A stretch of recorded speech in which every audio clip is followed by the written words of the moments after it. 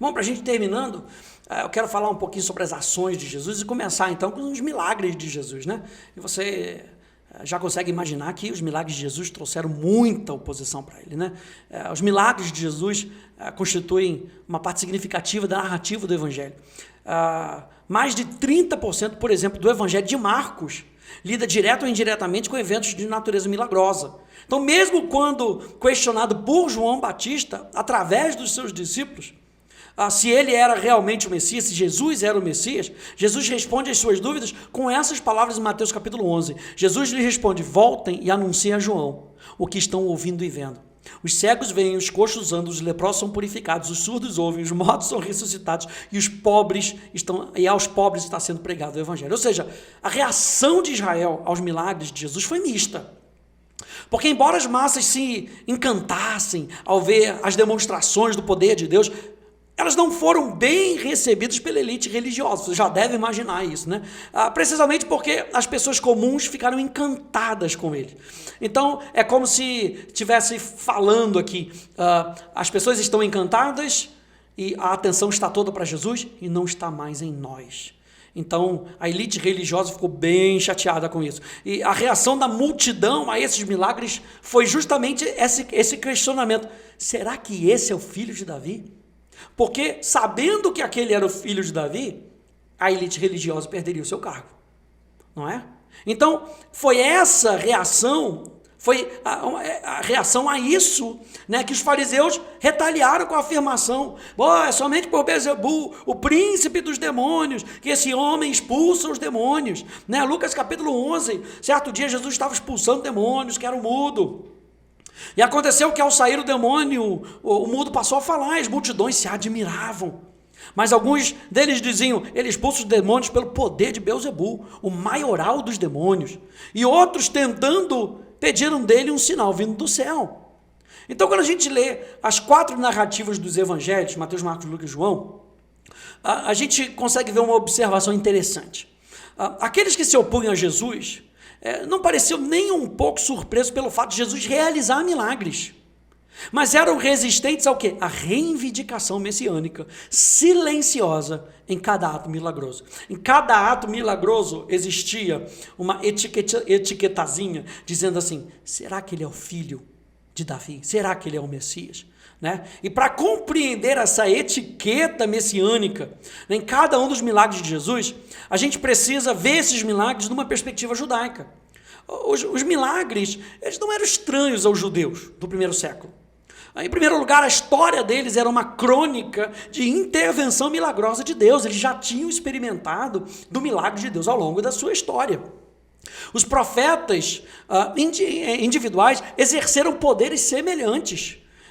Eliseu curou enfermos, Eliseu alimenta uma multidão. Mesmo na geração anterior a Jesus, haviam rabinos que supostamente tinham poderes de cura. Entre eles foi Roni, o desenhador de círculos, Ilquias, Hanan Hanarbá, mas nenhum deles, ninguém jamais curou como Jesus de Nazaré. E as pessoas reconheceram tanto a diferença qualitativa quanto alguns judeus até começaram a usar a autoridade única do nome de Jesus para exorcizar demônios, sem se juntarem ao grupo dos discípulos. Vê lá em João capítulo 7, diz: os fariseus, ouvindo a multidão murmurar essas coisas a respeito de Jesus, juntamente com os principais sacerdotes, enviaram guardas para o prender. Jesus disse: ainda por um pouco de tempo estou com vocês, e depois irei para junto daquele que me enviou.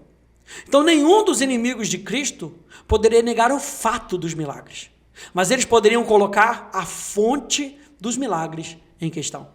E assim os fariseus procuravam explicar os milagres como produto de feitiçaria, um conluio com o diabo, ele opera pelo poder de Beelzebul. E essa alegação foi mantida por muitas gerações após a crucificação de Cristo. E até o Talmud, mais tarde, alegaria que Jesus havia sido condenado à morte porque ele praticou feitiçaria e seduziu e desviou Israel. Então, como discípulos de Cristo, gente, ninguém vai poder contestar a sua transformação. E a pergunta que vão fazer é como, quando, quem? O trabalho das trevas vai ser, de alguma maneira, então, de desacreditar a origem da mudança. Mas lembra que contra fatos não há argumento. Ou de uma outra maneira, contra milagres não há explicação racional. Os milagres nas nossas vidas, ou com as nossas vidas, convidam pessoas a participarem do espiritual de Deus e não do racional do homem. Nos convidam a sair do natural e andar na esfera do sobrenatural. A viver com Deus que nos chama para não somente viver milagres, mas ser canal de milagres uns para os outros. E aí, mais uma vez, então, a gente vê que os ensinos, os milagres de Jesus fornecem uma razão parcial para a feroz oposição que ele encontrou. Se a gente pensar em tudo que a gente viu dos ensinamentos, dos milagres que aconteceram, a gente pode até dizer que é algo parcial, né? Camada após camada, as ações de Jesus, quando somadas aos seus ensinamentos e aos seus milagres, fornecem então um combustível para o intenso antagonismo que ele despertou. Essas ações podem ser divididas então em dois grandes tipos. E o primeiro é que Jesus rompe com a tradição oral. Jesus foi o iconoclasta. O que é o iconoclasta? É aquele que destrói imagens religiosas, ou aquele que se opõe à adoração a imagens. Jesus foi o iconoclasta definitivo. Ele derrubou muitas das tradições estabelecidas pelos rabinos da sua época. Ele foi antipatriótico ao elogiar os samaritanos. Quando Jesus usa um samaritano como herói na sua parábola sobre mostrar misericórdias para as outras pessoas, houve um certo valor de choque na sua seleção desse estranho como mocinho.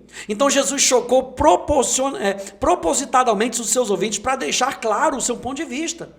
Quando Jesus usa os gentios, ele observou o sábado, mas recusou-se a aderir às minutas legalistas dos fariseus. Ele não ensinou seus discípulos a lavarem-se nas bacias cerimoniais antes de comer. Além disso, Jesus até tocou em leprosos e se deixou tocar por uma mulher com fluxo de sangue, ambos considerados impuros. Na verdade, a aliança do Sinai exigia que os leprosos gritassem impuro, imundo, enquanto eles caminhavam pela rua. E a lei oral ainda ia mais longe. Ou seja, na Bíblia estava escrito que eles deveriam gritar. A lei oral ainda ia mais longe. Quando um leproso entra na casa, todos os bens dela ficam impuros até as vigas. Então Jesus quebra com as tradições orais. A segunda coisa que Jesus que ele faz e que ele deixa as pessoas de boca aberta são as associações dele. Os fariseus e os rabinos constantemente menosprezavam Jesus por se misturar com os pares sociais, ou seja, os cobradores de impostos, os prostitutos, os pecadores da época, os chamados Amharetz, ou seja, o povo dessa terra, são os imundos. Ele já jantou na casa de um cobrador de impostos, na companhia de cobradores de impostos, apesar de a lei oral, mais uma vez, a lei oral declarar, quando os cobradores de impostos entram numa casa, a casa é considerada impura. Jesus também evitou o estilo de vida austero dos essênios, a ponto de os fariseus o acusarem de gula, de embriaguez. Jesus viveu a vida com compaixão e com evidente alegria. Ele tinha uma paixão por Deus, uma paixão pela vida e uma paixão pelos perdidos e pelos feridos. Mas seus inimigos procuraram transformar essa paixão em algo profano, em algo impuro. Ou seja, ações, gente, vão revelar o que nós ensinamos e o que nós falamos. Jesus não veio mudar o mundo apenas, ele veio mudar a nossa história. E para isso, ele precisava nos mostrar como e por quê. Isso desafia o estilo de vida religioso das pessoas que nos cercam, que dizem amar a Jesus, mas não vivem nem com ele, nem como ele. A revolução que Jesus causou era para atingir as pessoas, e é claro que Satanás e o seu sistema, usando pessoas carnais e religiosas, não iriam gostar nada disso. Jesus desafiou o cenário da época com seu estilo de vida celestial, em um mundo que valorizava mais os homens do que a Deus em primeiro lugar. E isso trouxe desconforto e revolta. E por fim, uma das últimas ações de Jesus foram as suas reivindicações. Quando a gente pega lá Mateus capítulo 16, verso 13, diz lá, indo Jesus para a região de Cesareia de Filipe, perguntou aos seus discípulos, quem é que os outros dizem que é o filho do homem? E eles responderam, uns dizem que é João Batista, outros dizem que é Elias, e outros dizem que é Jeremias ou um dos profetas. Ou seja, como é que as pessoas viam Jesus? Isso incomodava muito os religiosos. Na maior parte, eles se referiam a ele como um profeta de Nazaré da Galileia. Mas havia também uma opinião crescente de que esse Nazareno era de fato o Messias. A gente vê isso lá em João capítulo 10, no verso 24. Então os judeus o rodearam e disseram: até quando você nos deixará nesse suspense? Se você é o Cristo, diga francamente. Mas Jesus nunca fez qualquer reivindicação aberta da sua messianidade, gente. Em nenhum momento ele proclamou com tantas palavras, dizendo: eu sou o Messias. Mas as suas palavras, para qualquer judeu, como ouvidos para ouvir, constantemente tocava na reivindicação messiânica. Ele se autodenominava o Filho do Homem, o Filho de Deus, ou simplesmente o Filho, que são todos títulos messiânicos. Esse Filho do Homem tem seus anjos e tem o seu reino, e logo se sentaria em seu trono glorioso, assentado à direita do Deus poderoso. Ele se autodenominava maior que Salomão, e ainda mais surpreendentemente, declarou-se maior do que o templo. Esse Filho do Homem afirmou que ele já tinha estado no céu, e proclamou sua existência antes de Abraão. Ele até reivindicou unidade em substância com o próprio Deus, e ensinou que ele tinha vida em si mesmo, assim como o Pai tem vida em si mesmo. Ele havia recebido, disse ele, autoridade para julgar, porque ele é o Filho do Homem. E como Filho do Homem, ele tinha capacidade de conceder a vida eterna e a autoridade para ressuscitar os mortos no último dia. Embora nunca tenha se referido diretamente a si mesmo como filho de Davi, que era outro título messiânico, ele não corrigiu as pessoas quando o chamaram assim. Ele se declarou Senhor do sábado e reivindicou a autoridade para perdoar pecados. Uma autoridade que não era atribuível, que não era atribuível apenas a Deus, mas também contornou o ritual do templo, que exigia sacrifício para expiação. Ele declarou que mais tarde viria nas nuvens do céu, com poder e grande glória. E será como o relâmpago que brilha e ilumina o céu de uma ponta a outra. Naquela época, ele recompensaria cada pessoa de acordo com o que ele fez. Você pode ver como as afirmações de Jesus sobre si mesmo polarizaram rapidamente a comunidade judaica.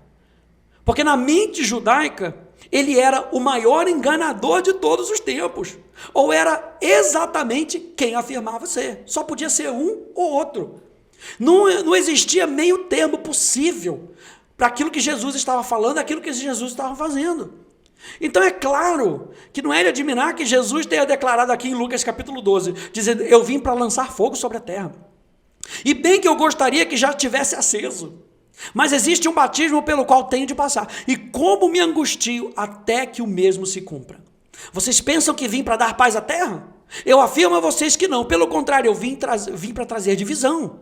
Porque daqui em diante estarão 5 divididos numa casa. 3 contra 2 e 2 contra 3. Estarão divididos pai contra filho, filho contra pai, mãe contra filha, filha contra mãe, sogra contra nora e nora contra sogra.